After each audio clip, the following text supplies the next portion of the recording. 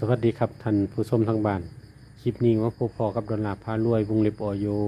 หรือว่าออโยชาแนลพ่อแม่พี่น้องเอาพ่อแม่พี่น้องก็อย่าลืมกดติดตามกดกระดิ่งแจ้งเตือนเอาไว้จะไม่ได้พลาดแนวทางข่าวสารเด็ดๆดีๆกับทางช่องว่าจะเป็นช่องดอลลาร์พารวยวงเล็บออโยหรือว่าออโยชาแนลเมื่อนี้กับเป็นวันที่15แล้วพ่อแม่พี่น้อง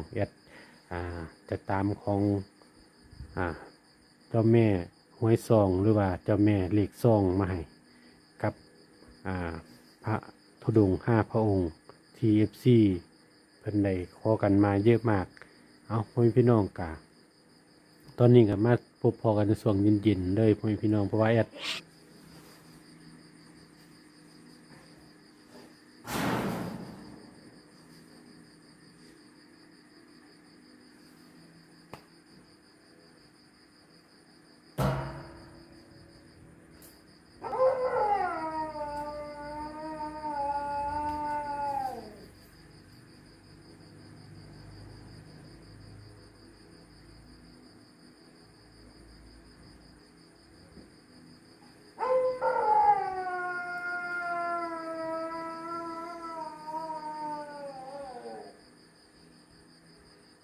ก็ได้พึงได้มากไปพี่น้องว่าจะเป็น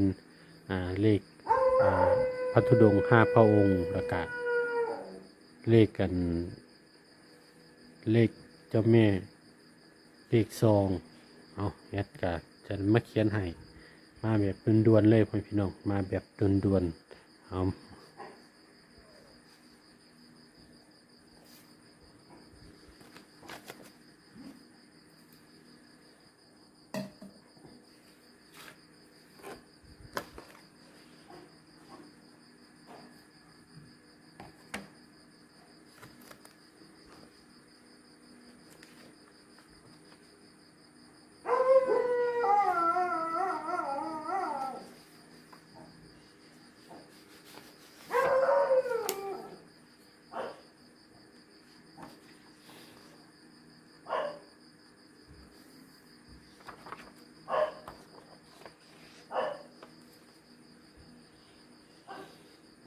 กระไร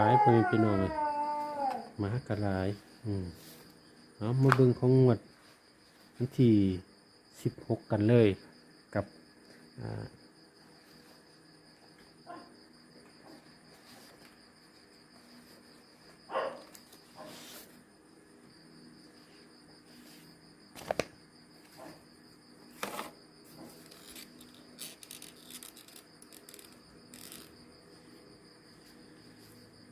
ก่อนอื่นก็มาดูคำเตือนก่อนพี่น้องคำเตือนคลิปวิดีโอนี้จะทำขึ้นเพื่อเป็นแนวทางเท่านั้น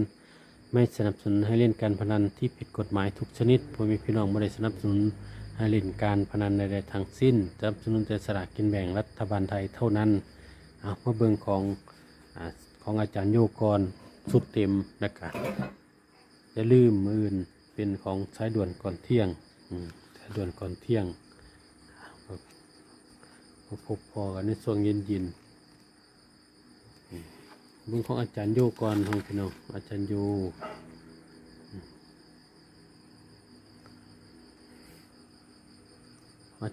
โค้งสุดท้ายรัฐบาลไทย16 สิงหาคม 69อโยวิ่งรูด1 กับ 2 1 2 1 3 1 4 2 2 2 3 2 4 6 1 2 6 1 4 6 2 4ล่าง06และ14และ10พี่น้องอันนี้เป็นของอาจารย์โยเอามาเบิ่งของของเก่าพระธุดงค์5 พระองค์ของเก่าของพระธุดงค์มาที่ผ่านมา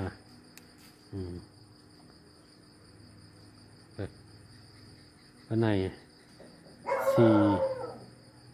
459ไปออก479เป็นพี่น้องของพระธุดงค์5 พระองค์วันนี้ก็ติดตามไว้เดี๋ยวจะตามมาให้เบื้องของเจ้าแม่หวยซองหรือว่าเจ้าแม่เลขซองเดียวกันนะพี่น้องกับเขาเต็มเลยพี่น้องเพิ่นให้469ผลรางวัลออก479กับ69 เข่าหกเก่าเต็มเลยวิ่ง6 เม็ดเดียววิ่ง6 เม็ดเดียวนะครับตามมากับของผู้ใหญ่ใจดีสายด่วนก่อนเที่ยงฟัน7 เม็ดเดียวมี071787 907217 487เอาเข่าเลขวิ่งเกือบแตก3 ตัวพ่อพี่น้อง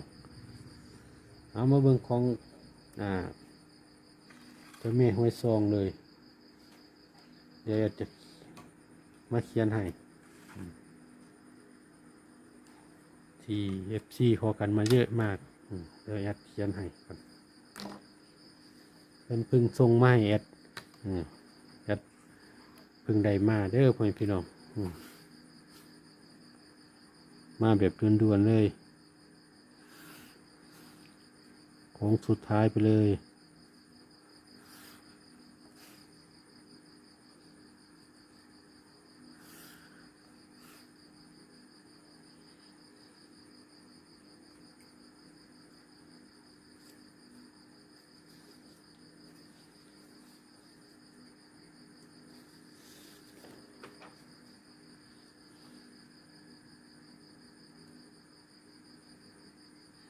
เจ้าแม่ห้วยซองเจ้าแม่เลขซองอันเดียวกันนะเด้อเพื่อนพี่น้องห้วยซองกับโค้งสุดท้ายไปเลยรัฐบาลไทย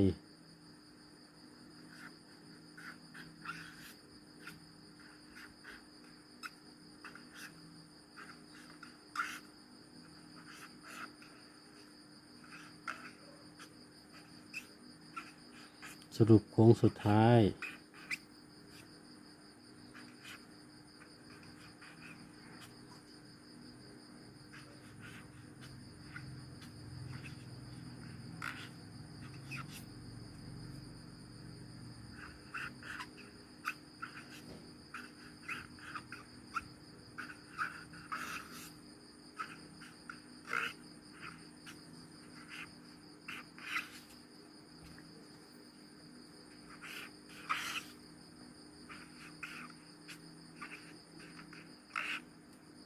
รัฐบาลไทย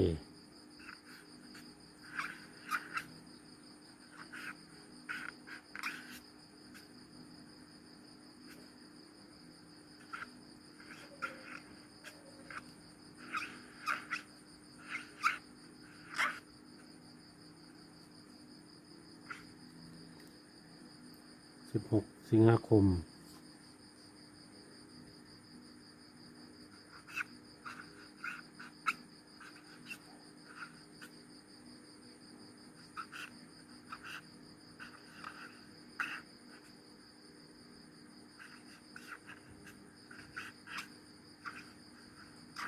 เจ้าแม่ห้วยซอง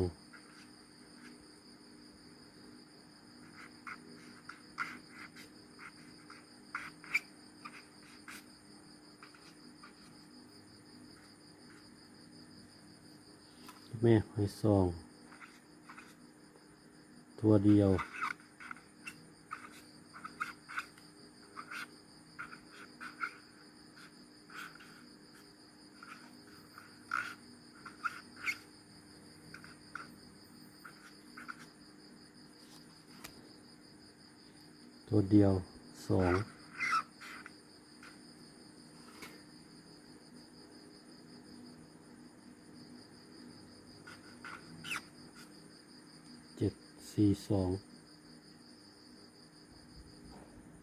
724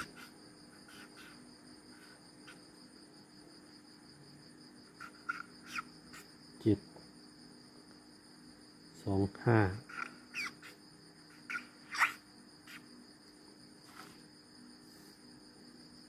24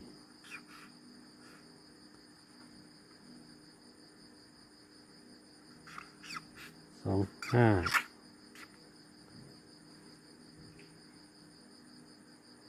27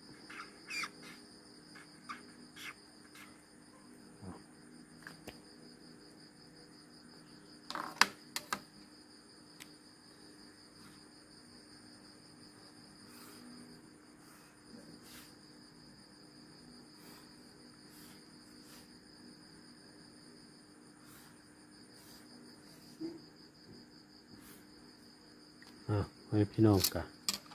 อันนี้เป็นคือเลขของเจ้าแม่เลขซองหรือว่าเจ้าแม่หวยซองอันเดียวกันเด้อพี่น้องเอามาเบิ่งแอดจะให้ของเก่าให้เบิ่งนำ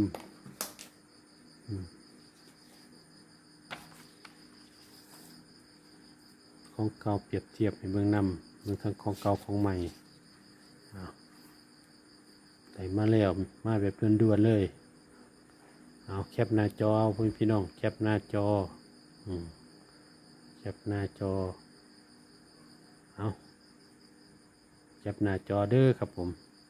เอาก็ต้องขอบคุณเจ้าแม่หวยซองหรือว่าเจ้าแม่เลขซองที่เมตตาแนวทางให้กับทางช่องและนำเสนอส่งต่อพ่อพี่น้องให้ก็ขอกราบขอบพระคุณเจ้าแม่เลขซองมากๆเอาพ่อพี่น้องกับแคปหน้าจอเอาเด้อครับผมเอาครับมาพบพอกันในช่วงเย็นๆมาแบบด่วนๆเลยเอาสุดท้ายนี้แอดต้องขออนุญาตออกกันเด้อครับผมเอาสุดท้ายนี้ก็ต้องขอกราบขอบคุณพ่อแม่พี่น้องที่เขามาติดตามและรับชมคอยกดไลค์กดแชร์กดกระดิ่งแจ้งเตือนหรือว่ากดซับสไครต์ให้กับทางช่องก็ขอกราบขอบพระคุณมากๆแล้วก็ว่าจะดูคลิปอยู่เมืองไทยเยอะหรืออยู่เมืองนอกก็ดีก็ขอให้มีแต่สุขภาพแข็งแรงอย่าเจ็บอย่าจนร่ำรวยๆกันทุกท่านเด้อพ่อพี่น้องสำหรับคลิปนี้เอาพบพอกันในคลิปหน้าเป็นของพระธุดงค์5 พระองค์เด้อพ่อพี่น้องสำหรับคลิปนี้ขอตัวลาไปก่อนเอาไว้พบกันในคลิปหน้าสวัสดีครับ